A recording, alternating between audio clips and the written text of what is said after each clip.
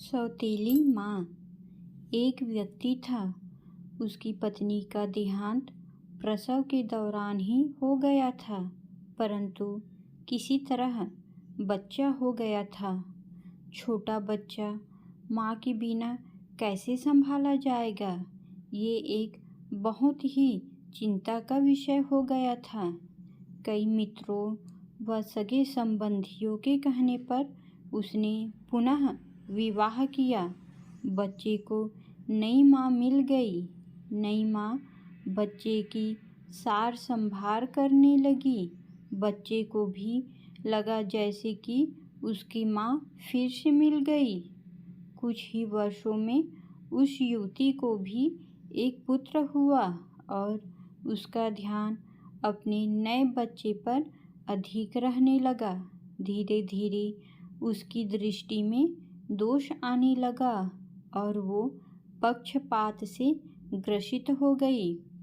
अब उसे लगने लगा कि इस घर का वारिस तो बड़ा लड़का है और संपत्ति पर भी अधिक हक इसी लड़के का है।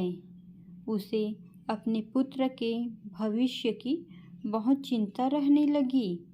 उसने अपने पति को समझा बुझा के राजी किया और बड़े लड़के की पढ़ाई लिखाई सब छुड़वा दी और घर के नौकर को भी हटा दिया तथा सब काम उसी लड़के से कराने लगी। बच्चे के ऊपर बहुत बड़ी विपदा आ पड़ी। वो अभी दूसरी कक्षा में ही था और दुनियादारी कुछ नहीं जानता था।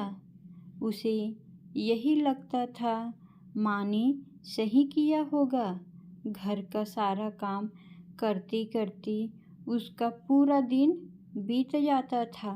धीरे धीरे माँ ने उसे समझा दिया कि उसका असली कार्य अपने छोटे भाई की सेवा ही है।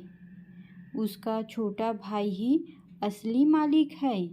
बच्चे ने माँ की आज्ञा मान ली और सदा ही अपने भाई की सेवा संभार में तत्पर रहने लगा। अब वो बड़े लड़के को जरा जरा सी गलती होने पर डांटने मारने भी लगी थी ताकि उस पर एक भय बना रहे। वो कोई अच्छे से अच्छे काम भी करता तो उसकी सौतेली माँ उसे बिल्कुल बेकार बताती, लेकिन फिर भी बालक के मन में माता के लिए प्यार ही उभरता। वो उसे सौतेली नहीं मान पाता था। उस औरत ने घर के पूजा पाठ का जिम्मा भी उसी बच्चे को दे रखा था। अतः उस बालक की बुद्धि धीरे धीरे आध्यात्मिक होने लगी। जैसे जैसे वो बड़ा होने लगा उसे सच्चाई समझ में आने लगी, लेकिन वो अपना सब दुख भगवान से ही कहकर संतोष कर लेता था और उसका सारा दुख समाप्त हो जाता था। पिता से वो बहुत प्रीति करता था और जानता था कि पिता उसकी स्थिति से बहुत दुखित रहते हैं, लेकिन वो उनसे हमेशा माँ की बड़ाई ही करता था। पिता का होना ही उसके लिए बहुत था, परंतु उसके पिता भी एक बीमारी में चल बसे और वो बिल्कुल अकेला हो गया। बस भगवान ही उसके रह गए। समय बीतने लगा और दोनों बच्चे बड़े हो गए। अब घर का सारा अधिकार सौतेली माँ के हाथ में था। योजना के अनुसार बड़े बच्चे की शादी उस औरत ने बहुत ही गरीब घर में व अनपढ़ औरत से करी तथा अपने पुत्र की बहुत बड़े घर में व पढ़ी लिखी युवती से करी। उसने बड़े लड़के को नौकरों वाले घर में से एक घर दे दिया और उसकी पत्नी को भी बता दिया कि उसका असली कार्य मालकिन यानी छोटी बहू की सेवा करना ही है। छोटे लड़के के लिए उसने बहुत बड़ा भवन बनवाया था और स्वयं उसी में उन्हीं के साथ निवास करने लगा। बड़ा लड़का खुशी से अपना जीवन व्यतीत करने लगा और पत्नी के साथ माँ व छोटे भाई के परिवार की सेवा करने लगा। छोटे लड़के की स्त्री को उसकी माँ बहुत अखरती थी। उसे लगता था कि मालकिन उसे होना चाहिए। अब सास बीमार भी रहती थी और साथ में रहने के कारण रात बिरात सेवा उस छोटी बहू को ही करनी पड़ती थी, जो उसे बिल्कुल नापसंद था। एक दिन पता चला कि सास को छूत की बीमारी हो गई है। ये जानकर तो छोटी बहू और दूर दूर रहने लगी।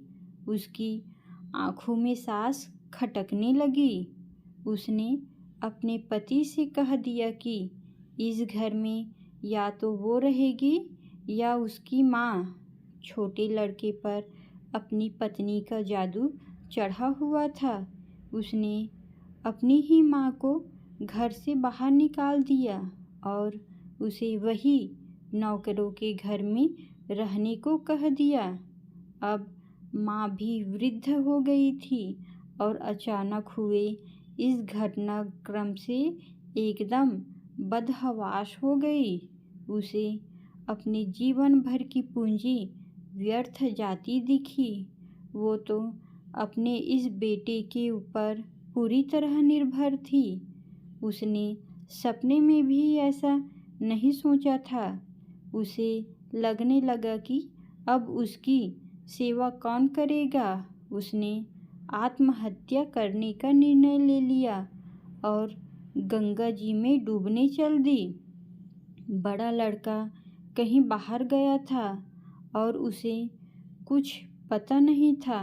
वो एक घाट से गुजर रहा था। शोर सुना तो देखा कोई नदी में डूब रहा है। उसने भी छलांग लगा दी और जब बचा के लाया तो देखा कि ये तो उसकी ही सौतेली माँ है। जब सारी बात पता चली उसे तो वो बहुत दुखित हुआ और अपनी पत्नी व माँ के साथ घर त्याग दिया।